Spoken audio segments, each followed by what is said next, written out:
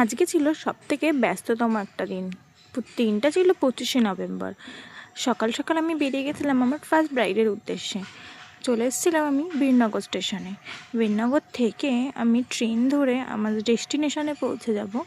চলো আজকে ডেস্টিনেশনটা কোথায় সেটা বলবো। তার আগে দেখো এই যে কার দর্শন পেলাম সকাল সকাল। তো যাই হোক, সবে মাত্র একটা থ্রু ট্রেন যাচ্ছে, এখনও আমার ট্রেন ঢোকেনি। আমি ট্রেনের অনেকটাই আগে পৌঁছে গেছিলাম। তো যাই হোক, অবশেষে ট্রেনে উঠে গেলাম।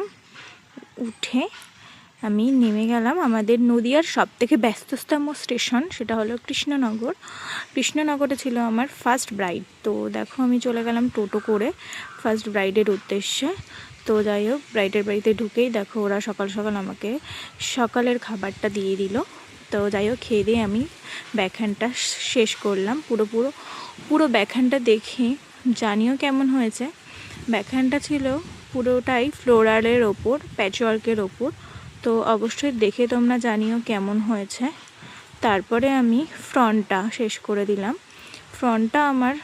ফ্রন্টটাও ছিল পুরো ফ্লোরালের ওপর। আর দিদি যেভাবে বলেছিল ঠিক আমি সেমনভাবেই শুধু দিদির হাজব্যান্ডের নাম লিখে দিয়েছিলাম।